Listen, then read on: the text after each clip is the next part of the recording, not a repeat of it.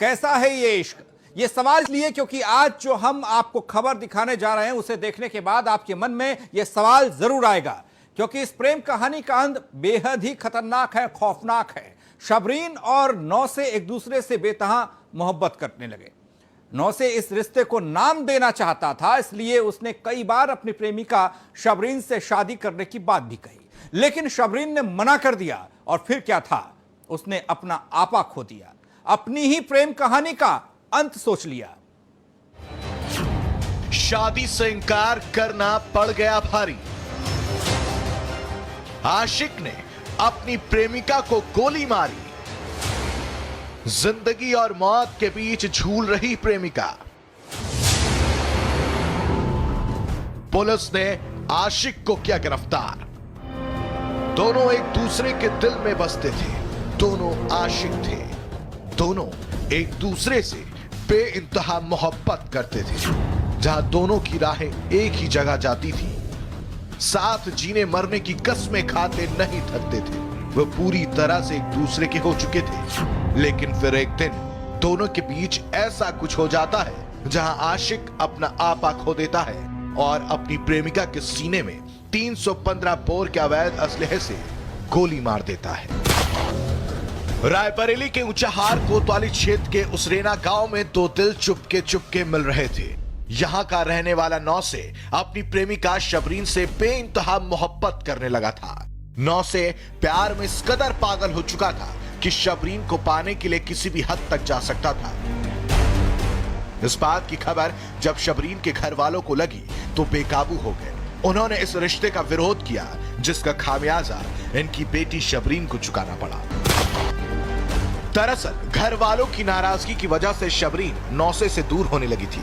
उसने धीरे धीरे नौसे से बात करना भी कम कर दिया था, जिसका अंदाजा नौसे को होने लगा था। इसलिए उसने अब तय कर लिया था कि वो शबरीन से निकाह करेगा।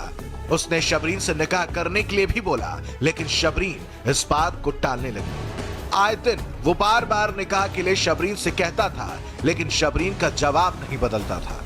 अब वो इस बात से इतना परेशान हो गया था कि सिर्फ रे आशिक नौसे ने तय कर लिया कि वो इस प्रेम कहानी का अंत कर देगा, अपनी प्रेमिका को मौत के घाट उतार देगा। वो अपनी सनक की गोली अपनी प्रेमिका के सीने में दाग देता है। वो घर पर आता है, शबरीन उस वक्त घर पर ही होती है। वो आवाज लगाकर शबरीन को बाहर बुलाता है और शबरीन के बाहर आते ही गोली चला देता है। उसके बाद मौके से फरार हो जाता है। वही भवा है का कहती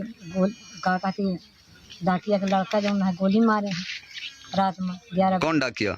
मुन्ना डाकिया। मुन्ना डाकिया के लड़के ने गोली मार दी है। हाँ। किसको गोली मार दी है? साबरीन को। साबरीन को? कौन है साबरीन? आपकी भतीजी है। आपकी भतीजी है? देवर की लड़की। इस समय कहाँ लेके गए हैं उसको? लखनऊ। पुलिस प्रशासन आया था यहाँ पर? नहीं, इतनी टाइम तो नहीं आया। रात में पुलिस आई थी? रात में आई। अरे हम मुझसे कुछ बातचीत हुई थी। किससे? हमसे और उससे जो मारे थे। कौन है मारने वाला? नौसे। कहाँ के रहने वाले हैं? उसरेना।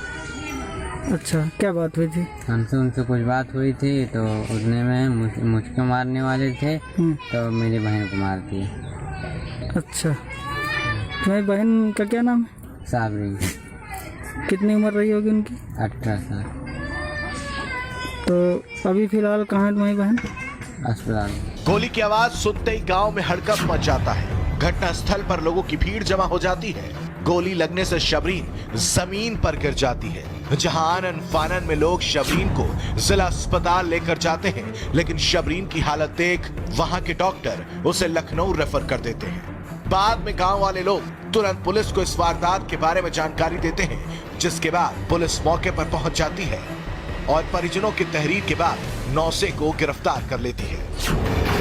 गांव थाना ऊंचाहार में युवती के परिजनों ने पुलिस को सूचना दी कि उस युवती पर फायर किए गए हैं, इस पर और उसको छर्रे लगे हैं। इस पर पुलिस ने पहुंचकर तत्काल उसको अस्पताल पहुंचवाया और संबंधित धाराओं में अभियोग पंजीकृत कर नामजद अभियुक्तों के खिलाफ दबिश दी, जिससे कि वो अपने घर में मिले और उनको गिरफ्तार करके जब पूछताछ की गई तो उसमें से एक लड़के ने बताया कि वो उसके पड़ोस में ही रहता है और उसके उससे प्रेम संबंध है और शादी की बात के विवाद को लेकर ये फायरिंग की गई है।